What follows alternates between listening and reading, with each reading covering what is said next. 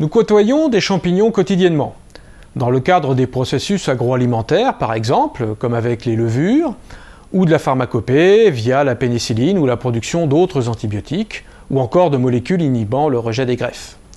Il en est de même pour les plantes, et leurs interactions avec les champignons sont très variées.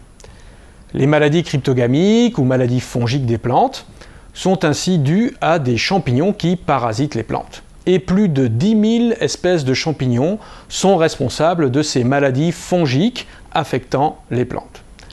On distingue d'une part des zoomycètes, c'est-à-dire des micro-organismes filamenteux qui ne sont plus considérés comme des champignons au sens strict et provoquent notamment des mildious, des ascomycètes, c'est-à-dire des champignons au sens strict cette fois-ci, parmi lesquels on trouve aussi la plupart des levures utilisées dans l'agroalimentaire, dont on parlait tout à l'heure, et enfin des basidiomycètes qui regroupent également des champignons dits supérieurs ou champignons à chapeau. Si les champignons se nourrissent de végétaux morts qu'ils décomposent, ce sont alors des champignons saprophytes. Si, et si c'est ce qui nous intéresse aujourd'hui, s'ils attaquent des plantes vivantes, ce sont des parasites et ils expriment des modes de vie biotrophes ou nécrotrophes. Les biotrophes infectent des plantes qui restent vivantes pendant toute l'infection, alors que les nécrotrophes tuent d'abord les tissus dont ils se nourrissent. Certains champignons parasites sont très spécialisés ou spécifiques et attaquent uniquement certains tissus, certains organes, certaines variétés ou certaines espèces de plantes. D'autres, au contraire, sont dits très polyphages et ils peuvent attaquer jusqu'à une centaine ou plus d'une centaine de plantes différentes. D'autres champignons, enfin, coopèrent avec les plantes, comme ceux qui forment les mycorhizes. Ces champignons symbiotiques s'associent aux racines de plus de 80% des plantes, échangeant ainsi des nutriments du sol, des sels minéraux comme le phosphore, contre des sucres issus de la photosynthèse de la plante. En général, les facteurs de l'environnement favorisant le développement des champignons phytopathogènes sont une hygrométrie élevée, de 70 à 90% d'humidité dans l'air, et des températures douces de 10 à 20 degrés. Ce sont les spores des champignons qui, transportés par le vent, la pluie, les animaux, les humains, ou conservés dans le sol ou dans des débris végétaux, constituent les éléments infectieux qui entrent en contact avec la plante et initient son attaque. Une fois qu'elles ont adhéré sur la plante, les spores germent puis pénètrent à l'intérieur des tissus, soit directement en traversant l'épiderme, soit en passant par les orifices naturels tels que les stomates ou par des blessures, provoquées par exemple par un autre parasite, un insecte ou un outil. À ce stade de l'infection, aucun symptôme n'est encore visible sur la plante. Une fois que ceux-ci sont apparus, une tache sur une feuille ou sur un rameau, une nécrose, une pourriture, il n'est plus possible que de limiter la propagation de la maladie. La grande majorité des champignons utilisent deux modes de propagation, la multiplication directe, qui leur permet de se multiplier et de se disséminer en grand nombre et rapidement, mais de façon identique ou clonale, dans les conditions les plus favorables, et la reproduction sexuée, qui, elle, génère de la diversité génétique au sein des populations et participe à la conservation des champignons pendant de longues périodes défavorables, froides ou sèches. Ainsi, à la fin de son cycle, le champignon responsable peut se conserver sous forme d'inoculum, issu soit de la reproduction sexuée, soit de la multiplication directe, et passer l'hiver. Dès les premières pluies du printemps de l'année suivante, les spores peuvent se disséminer rapidement. Il est donc très important de ramasser puis de détruire les feuilles ou d'autres organes infectés au pied des plantes à l'arrivée de l'automne ou de l'hiver, afin de réduire les risques de contamination l'année suivante. Les mildious. Le terme mildiou est associé en fait à plusieurs maladies d'une grande variété de plantes. Les symptômes se repèrent souvent sous forme de taches brunes sur les feuilles, sur les racines ou les parties ligneuses.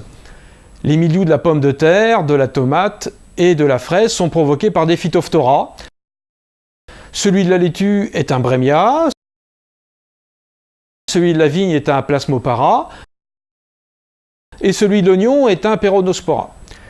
Ces différents agents des mildious induisent des symptômes de dépérissement des parties aériennes, de pourrissement des racines ou encore de nécrose du collet. La première contamination se fait à partir d'une spore, une oospore de conservation, dans des débris végétaux du sol. Et dans nombre de cas, la maladie peut ensuite s'étendre à toute la plante, puis de proche en proche à toute la culture, via des zoospores, cette fois-ci, flagellées et donc nageuses.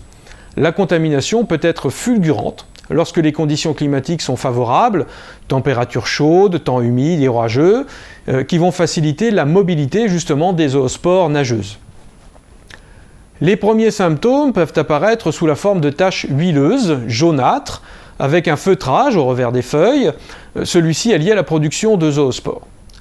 Ensuite, les parties atteintes se nécrosent ou finissent par pourrir.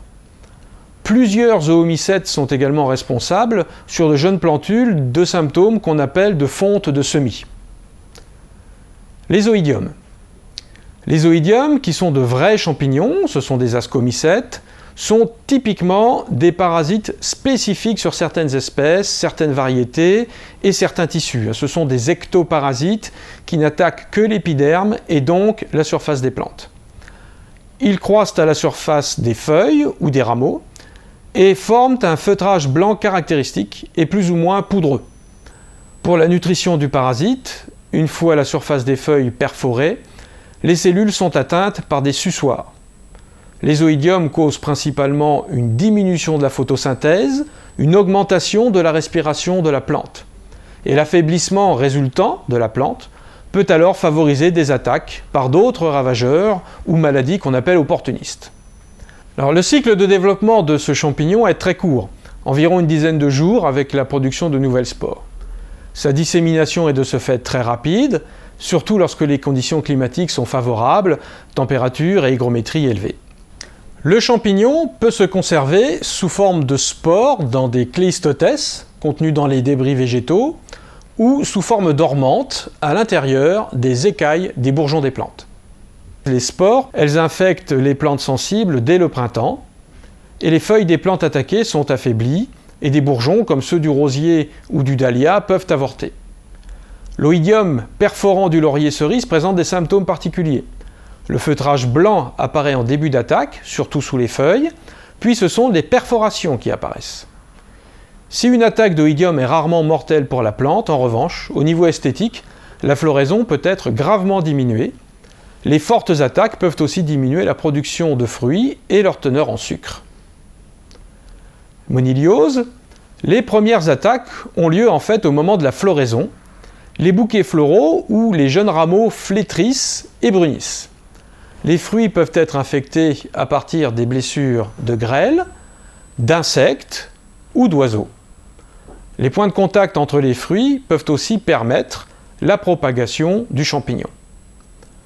Les fruits à noyaux, ainsi que certains fruits à pépins, peuvent présenter au cours de leur mûrissement ou de leur conservation un pourrissement formé de coussinets blancs disposés en cercles concentriques.